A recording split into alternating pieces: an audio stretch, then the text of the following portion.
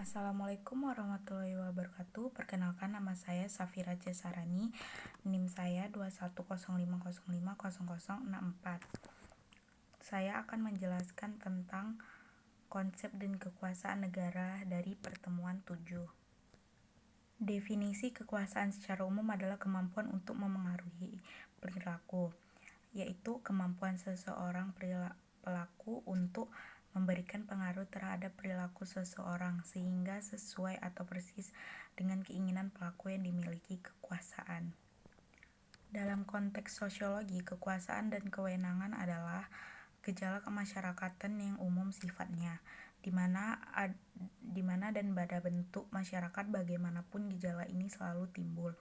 Namun yang lebih perlu digarisbawahi di sini bahwa sosiologi selalu memandang netral dari seperangkat gejala-gejala sosial yang menjadi objek perhatiannya. Netral dalam arti tidak menilai suatu gejala itu baik atau buruk. Yang pasti gejala itu ada hidup di masyarakat. Berikut ini ada 5 jenis kekuasaan dalam suatu organisasi. Kekuasaan balas jasa, paksaan, rujukan, sah, dan keahlian.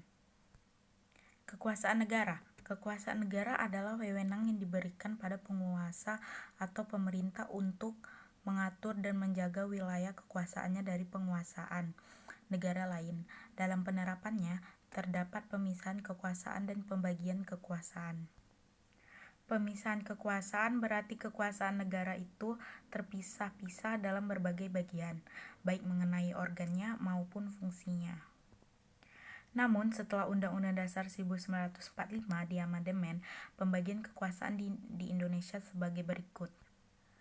Kekuasaan konstitutif, eksekutif, legislatif, yudikatif, kekuasaan eksaminatif atau inspektif, kekuasaan moneter. Konsep kekuasaan negara. Konsep kekuasaan setidaknya mengacu pada beberapa poin yang ada di bawah ini. Kekuasaan itu umumnya diselenggarakan dengan melalui isyarat yang jelas. Hal inilah yang nanti akan kita sebut dengan manifest power atau kekuasaan manifest. 2. Kekuasaan juga bisa diselenggarakan tanpa adanya isyarat yang jelas. Kekuasaan ini adalah kekuasaan implisit yang kadang-kadang terjadi. Sumber kekuasaan bisa berasal dari kepercayaan, kekayaan, ataupun kedudukan. 4. Perlu ditekankan bahwasannya kekuasaan ini memunculkan untuk mengadakan sanksi. Ada banyak upaya berbentuk sanksi yang bisa dilakukan dalam rangka mempertahankan kekuasaan. 1. Menghilangkan segenap peraturan-peraturan lama, terutama dalam bidang politik yang dianggap merugikan kedudukan penguasa. Peraturan-peraturan tersebut akan digantikan dengan yang baru yang akan menguntungkan penguasa.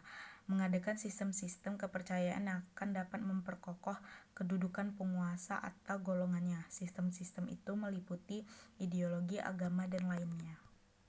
3. Menyelenggarakan administrasi dan birokrasi yang baik yang dianggap lebih memudahkan kehidupan orang banyak. 4. Senantiasa mengadakan konsolidasi secara horizontal dan vertikal. 5. Dengan menguasai bidang-bidang kehidupan tertentu, misalnya menguasai bidang ekonomi dengan cara memperluas pasaran-pasaran perdagangan, menambah tenaga kerja, menaikkan produksi, mengadakan perlindungan terhadap barang-barang produksi, dan sebagainya. Kekuasaan adalah kesempatan seseorang atau sekelompok orang untuk menyadarkan masyarakat akan kemauan-kemauannya sendiri dengan sekaligus menerapkan terhadap tindakan-tindakan perlawanan dari sekaligus menerapkan perlawanan dari orang-orang golongan tertentu. Kekuasaan senantiasa ada di dalam setiap masyarakat bagaimanapun bersaja, besar, dan atau rumitnya susunan. Negara adalah sebuah organisasi, bentuk lain dari kekuasaan. Karena itu akan ada individu atau sekelompok individu yang akan memimpin organisasi tersebut. Dengan kata lain juga memegang, menjalankan, dan menggunakan kekuasaan tersebut kepada anggota organisasi yang lain.